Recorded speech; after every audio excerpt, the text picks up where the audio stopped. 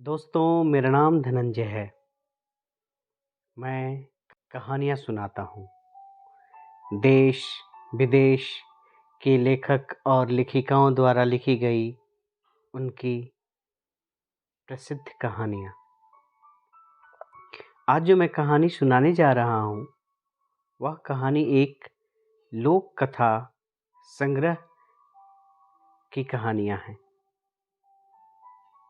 राजा भोज और विक्रमादित्य की कहानियाँ।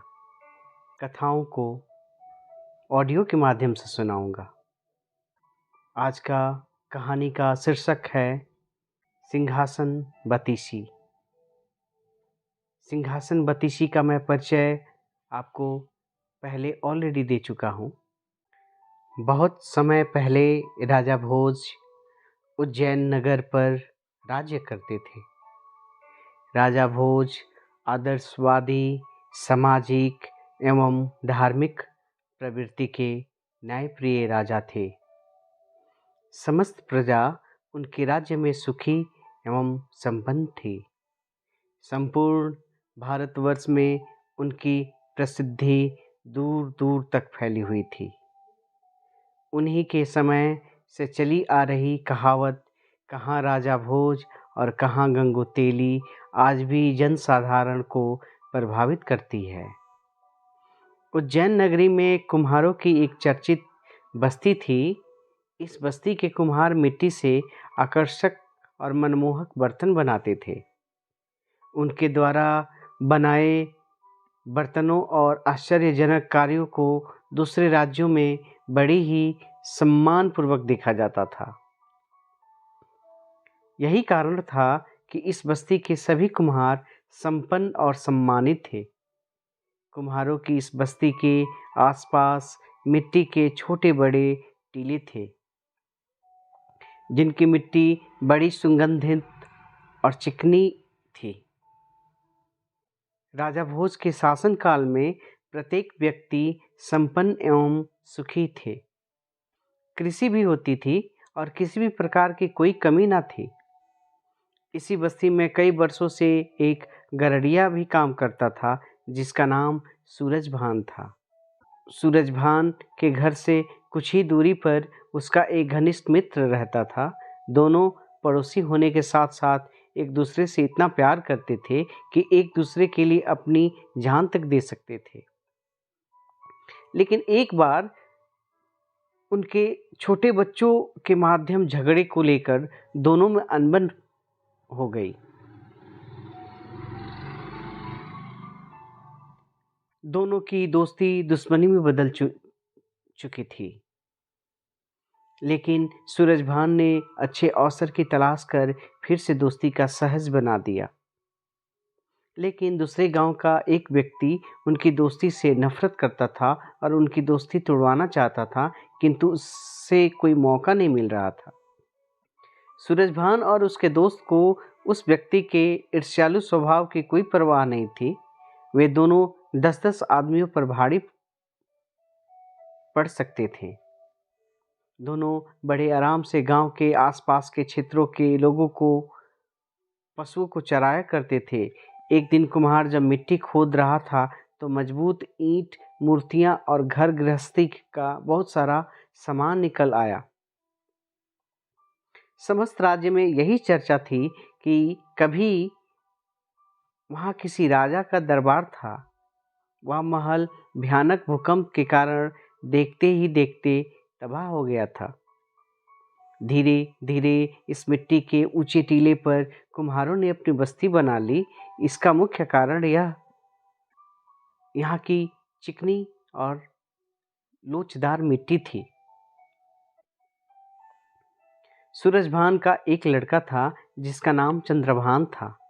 चंद्रभान भी सामाजिकता में अपने पिता के पद चिन्हों पर चल ही रहा था। वहाँ भी अपने पिता की तरह लोगों की भलाई करता था और सभी से मैत्रीपूर्ण व्यवहार करता था।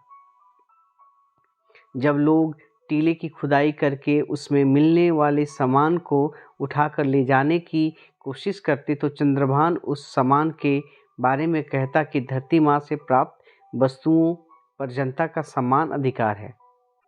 कोई भी व्यक्ति इन सम्मानों को व्यक्तिगत नहीं मान सकता और ये सभी में बराबर बराबर बँटनी चाहिए।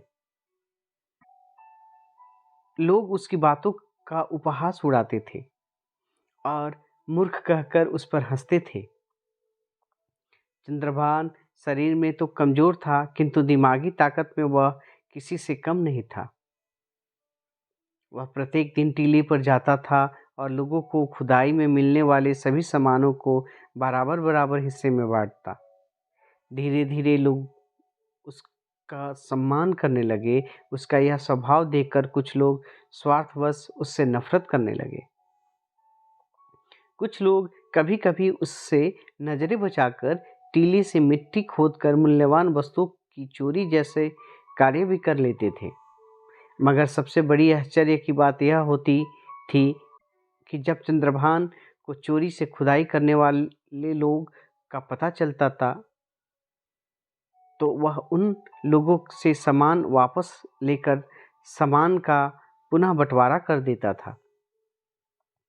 धीरे धीरे चंद्रभान के इस तरीके की चर्चा पूरे राज्य में फैलने लगी कि चंद्रभान एक न्यायप्रिय लड़का है।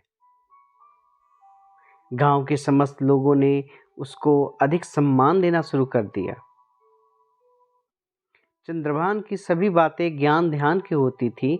वह लोगों को टीले पर एकत्रित कर लेता और उन्हें ज्ञान ध्यान की बातें बताता था। सभी लोग ध्यान लगाकर उसकी बातों को सुना करते थे। कभी कभी गांव के लोगों के बीच अन्य गांव के लोग भी शामिल हो जाया करते थे और उसकी बातें सुनकर राज्य के अन्य लोगों से भी चर्चा करते थे। चंद्रभान जब टीले से उतरकर अपने घर की ओर जाता था तो उसका व्यक्तित्व सभी लोगों को आकर्षित करता था। चंद्रभान हमेशा की तरह प्रत्येक सुबह उस टीले पर चढ़ जाता था और आने वाले लोगों की बातें सुनता और कुछ न कुछ समाधान प्रस्तुत करता था। उसकी बातों को सुनकर लोग अब अमल करने लगे थे। एक दिन चंद्रभान ने आने वाले लोगों से एक सवाल किया कि हमारे राज्य का राजा कौन है? तो कुछ लोगों को राजा का नाम तक याद नहीं था। किसी ने तो उसका चेहरा भी नहीं देखा था। बल्कि एक ने कहा, जब हमारे गांव में राजा आए थे तो पूरा गांव की फसल सैनिकों के आने से बर्बाद हो गई थी और पूरे गांव को साल भर भूखमरी में बिताना पड़ा था। चंद्रभान ने लोगों की बातें सुनकर कहा कि वह राजा वह होता है जो मुसीबत के समय ही काम नहीं आता, बल्कि मुसीबत आने से पहले ही कुछ न कुछ बंदोबस्त कर देता है। लोगों के मन में चंद्रभान की बात कुछ अटपटी लगी कि उसको राजा भोज के विषय में कुछ भी नहीं बोलना चाहिए था। गांव के लोगों की समस्या सुलझाना एक अलग बात है और पूरे राज्य की देखरेख करना दूसरी बात है। गांव वालों को डर लगने लगा कि यदि चंद्रभान की बातें राजा भोज तक पहुंच गई तो अवश्य ही फांसी पर लटका दिया जाएगा। गांव के सभी लोगों के चेहरे का रंग उड़ चुका था। वे सभी सोच रहे थे कि अगर किसी ने इस बात को सुन लिया और जाकर राजा से शिकायत कर दी तो चंद्रभान के साथ साथ गांव के सभी लोग भी राजा का अपमान करने के मुजरिम माने जाएंगे, क्योंकि सभी गांव वाले भी अपने राजा के विरुद्ध उसकी बातें सुन रहे थे। बस्ती वालों के दिल में डर बढ़ता चला जा रहा था। एक एक करके सभी बस्ती वाले धीरे धीरे उसकी चौपाल में कम जाने लगे। जब उसको एहसास हुआ कि अब बहुत कम लोग उसकी बातें सुनने आते हैं तो उसने टीले पर जाना कम कर दिया। जब उसने गांव वालों से टीले पर न आने का कारण पूछा तो लोगों ने कहा कि अगर तुम्हारी बातें किसी भेदिए ने सुन ली होती तो राजा के सिपाही तुम्हें पकड़ कर ले जा चुके होते और साथ में हमें भी तुम्हारे जुर्म की सज़ा भुगतनी पड़ती। चंद्रभान ने गांव वालों को आश्चर्य से देखा, जैसे कि सभी लोग झूठ बोल रहे हों। उसने कहा कि मैंने किसी व्यक्ति विशेष के विषय में कुछ भी नहीं कहा, बल्कि मैंने तो सामान्य बात कही कि एक राजा को कैसा होना चाहिए, और वो किसी भी देश का हो सकता है। यदि मेरे जैसे सामान्य व्यक्ति के अनुसार अगर हमारा राजा भी उन विषयों का पालन नहीं करता, तो तब भी मैं अपनी बात पर अटल हूँ। धीरे धीरे यह बात पूरे राज्य में चर्चा का विषय बन गई। गांव वालों में जो बातें हो रही थी, उसकी सुगबुगाहट दूसरे गांव के उस व्यक्ति तक पहुंची जो सूरजभान से ईर्ष्या करता था। उसने विचार किया, यह मौका अच्छा हाथ लगा है। उसने गांव के अन्य लोगों से भी इस विषय में पूछताछ की।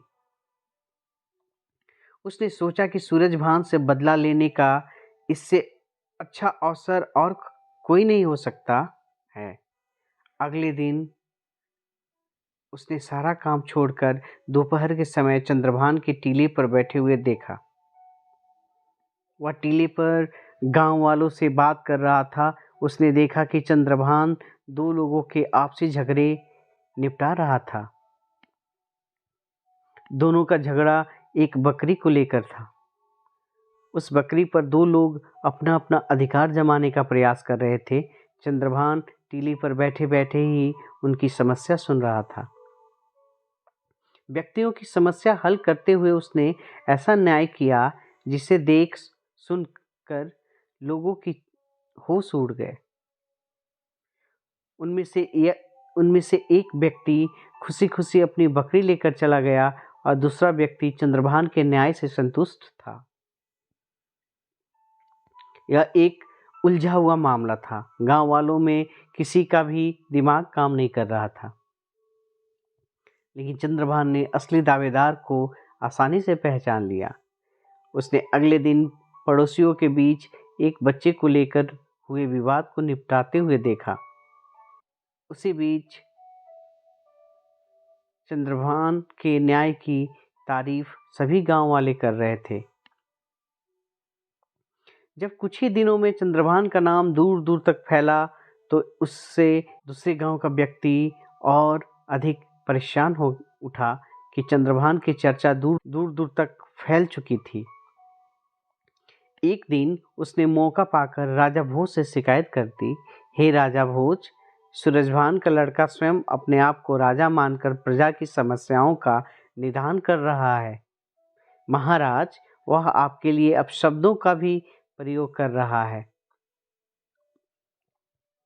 ईर्ष्यालु भानु प्रताप मन ही मन प्रसन्न हो रहा था कि वह अब किसी भी सूरत में नहीं बच सकता। उसे भी अपने अपमान का बदला चुकाने का अच्छा मौका दिख रहा था। राजा भोज ने अपने सिपाहियों को आदेश दिया कि वे सूरजभान के लड़के पर नजर रखें। उसके पास न्याय पाने जाने वाले को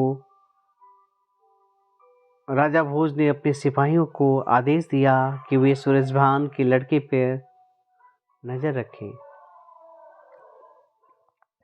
दोस्तों, सिंहासन बतीसी का पार्ट 1 आज यहीं समाप्त करते हैं। पार्ट 2 हम बहुत जल्द लेकर आएंगे। मैं आशा करता हूँ कि आपको मेरी कहानी अच्छी लगती होंगी। रेडियो हॉल्ट के माध्यम से आप सभी को एक बार फिर से आभार और अभिनंदन। आप मेरे चैनल को सब्सक्राइब करें, कमेंट करें और लाइक करें। धन्यवाद।